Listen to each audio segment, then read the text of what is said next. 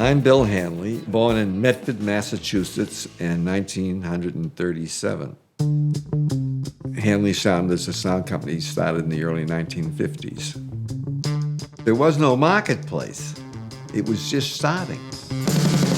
What I believe Hanley Sound did was turned what was PA, for the most part, into concert sound. I started working for Hanley Sound in 1966. At that point, I was learning.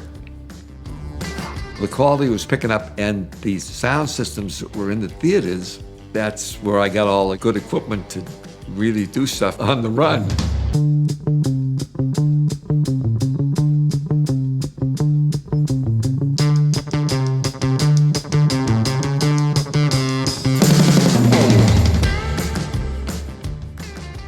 Stan Goldstein called me up, asked me about doing the sound for this big event. Then there was buzz in the industry about it, and I heard about Michael Lang and went to his office on Avenue of Americas in New York.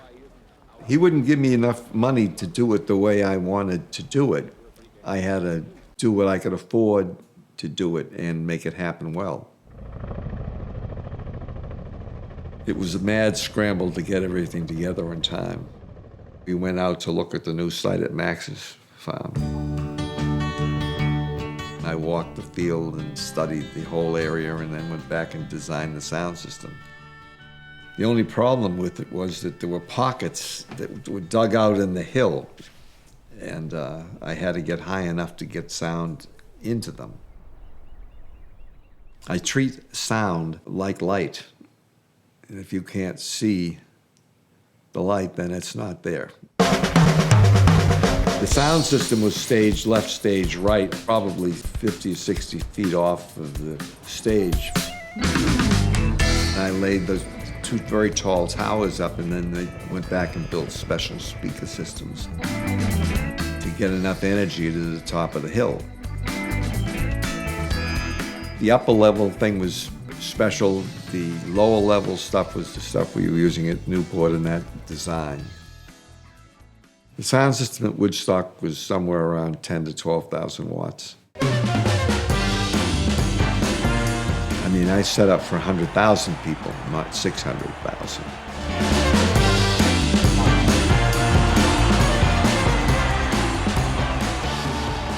The morning before they actually started, I was putting things together in Medford. Bill called and said, I know I'm going to need X, Y, and Z. They had a plane for me. I left Hanscom Field at approximately 2 o'clock in the morning on a private plane.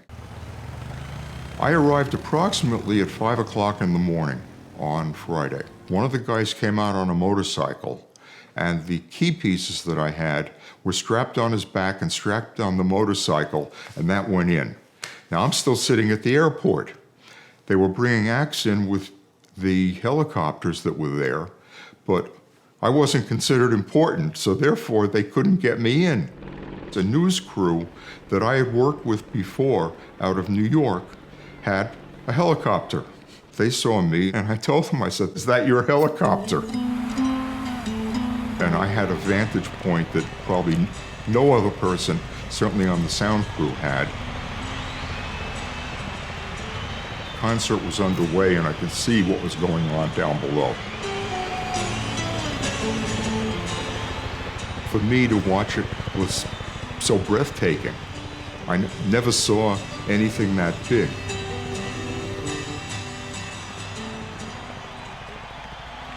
It was so big, it was special.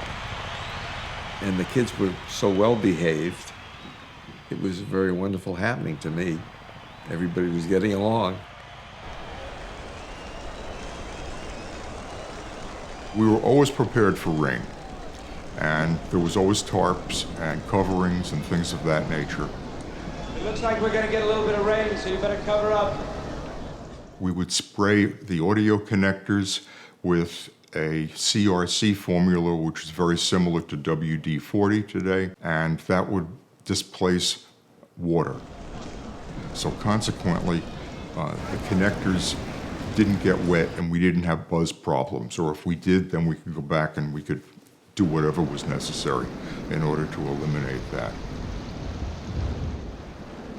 The recordings were done in one of the vans right next to the stage. I recorded the whole thing in 8-track. And we were using Unidyne microphones. We kept it very tight to the instruments that were being picked up. After doing the sound at Woodstock, I couldn't think of anything that I really wanted to do after that. Where do you go? The largest sound system, the largest crowd in history. What do you do? The biggest names in the industry. I stayed with the company until approximately 1972. The sound was the thing that held the show together. And then the recording held it for the aftermath. There's now a plaque where the home office was, and now it's a Dunkin' Donuts.